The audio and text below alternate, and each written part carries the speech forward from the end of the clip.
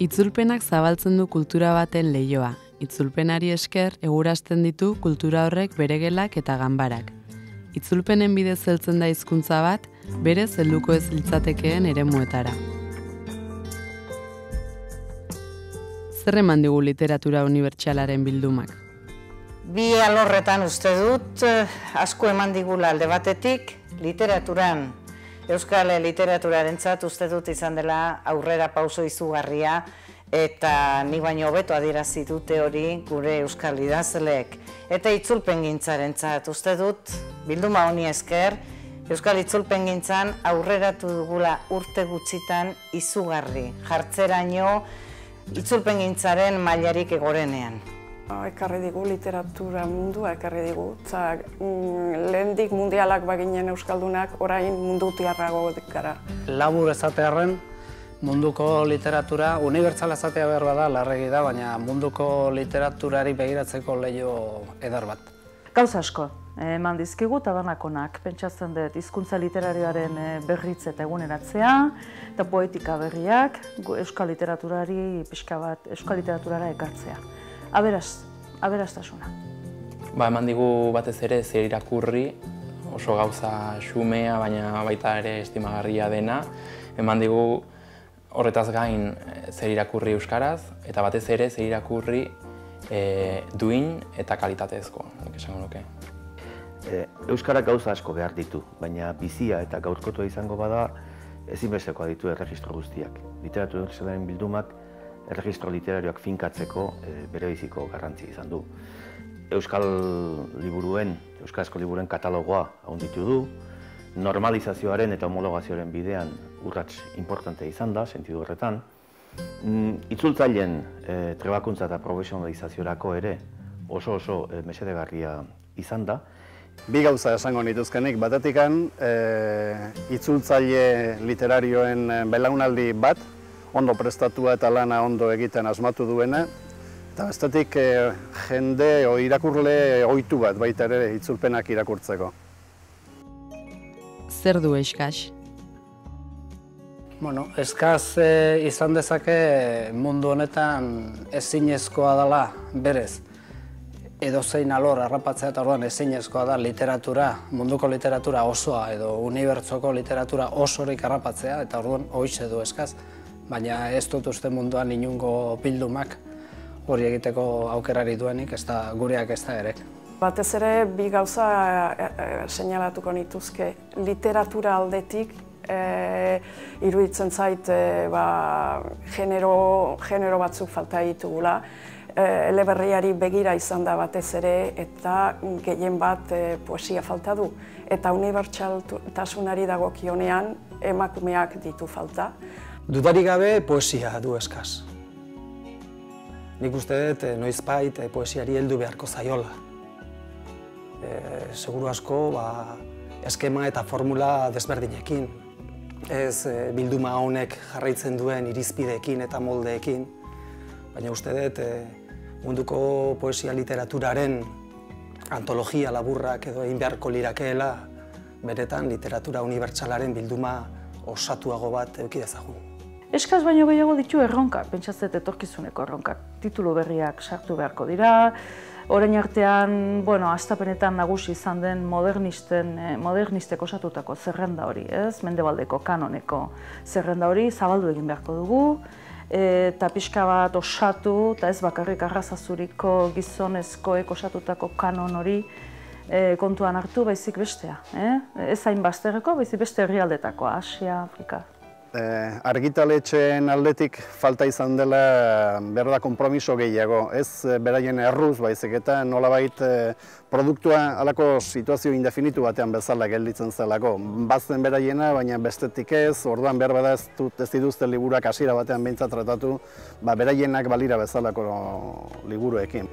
Gizartean oihartzun handia izan duten eta literatur lan nagusi bezala finkatuak izan diren lanak, mundu mailakoak, lehenago eta gehiago plazaratzea nik uste beharrezkoa izango genukela.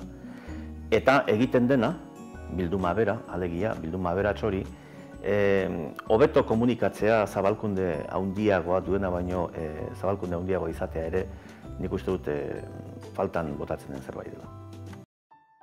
Zer du etorkizunean emateko? Asko eta dena ona. Pentsatzen dut, daukana emateko da egiteko pixka bat gizarteratu, egiten den emaitza, eskolan, irakurle arruntak ezagut dezala, eta irakurketa ohituretan benetan sar dadila itzulpena. Hori da erronkarik pentsatzen handiena. Kezka eta helburu komertzialak nik uste dut pixka bat albora uzten hasi beharko lukeela. Ez bildumak behar bada, baina bai literatura unibertsalaren proiektu osoak. Uste dut formula berriako batzuk ere saiatu beharko liakela. Eta baita ere ongi legoke teknologia berriei erantzuten jakingo balu eta adibidez oso modu merkean eskuratzerik balego zerrenda oso ezpada titulu izenburu jakin batzuk. Etorkizunean nik uste dut bilakatu behar duela, literatura unibertsala, behar bada literatura gaurkoagoa edo eskaini, edo bestsellerrak, edo gaur egungo irakurleen gustoko gauza modernoak baita ere. Begira, kalitatezko prosa eskaini du eta kalitatezko prosaren eskaintza hori aberasten jarraitu beharko luke bilduma honek. Beste alde batetik, belaunaldi gaztek euskararekiko duten autoestimua indartzeko, ezinbestekoa da gazteentzako euskara baliagarri bat izatea edozein jarduera komunikatibotarako eta edozein erregistrotarako. Bukaerari gabea da, nik uste dut horrelako bilduma bat.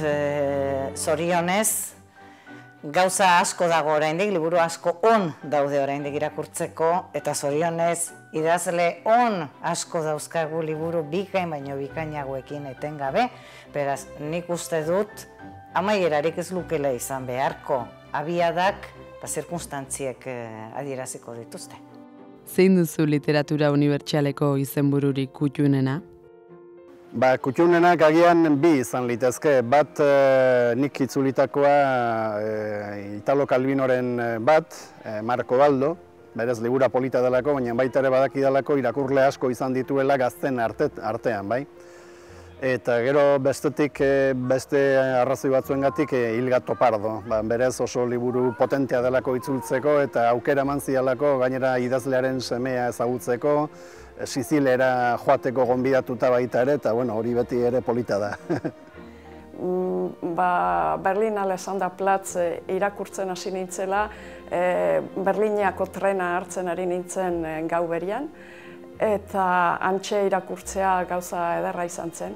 Baina zerbait erran beharko banu, noski Altxor Uhartea behin eta berriz irakurtzeko gustua dut beti, eta orain euskaraz irakurri ahal izatea, eta mapan Bolinako punta eta Katalexu muturra eta izatea, kokatzen nau hobeki munduan bai.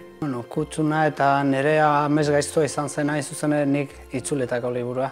Zumendiaren azpian, neurri baten oso lan zaila izan zelako berez, lan zaila delako eta gero inguruan izan ziren gora berengatik.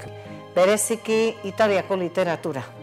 Italiako hainbat idazleren lanak euskaraz argitaratu direnak bilduman. Asko, eta erdik astuko zaizkit. Gato Pardoa, Fintzi kontinuitarren lorategia, Maitea, bederatzietatik bederatzietara, Pariseko Zabela, Zargazo itxaso zabala maite dut.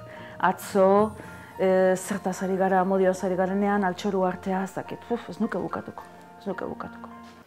Jon Alonso eta Jose Saramagoren arteko harremana oso espeziala izan zen. Jose Saramago liburuaren aurkezpenera etorri zen, uste dut Bilbon izan zela. Eta Nobel sariduna zen orduan, eta uste dut inoiz ez talalakori gertatu eta ez da seguru asko gertatuko ere. Jose Saramago liburu horren presentazioara etorri izanak, nik uste dut literatura unibertsala bilduma asko prestigiatu zula, eta ez bakarrik bilduma, baita elkartea bera ere. Jon Alonso eta Saramagoren arteko harremana hastezina da. Baikorra izan nahi dut, esan dudan bezala, aipatzen nuen altxor arrobi horretarako zer ekarri asko geratzen zaigu, beraz, etorkizun luzea opa diot literatura unibertsaleko bilduma honi. Idazleek literatura nazionalak egiten dituzte, eta itzultzaileek berriz literatura unibertsala.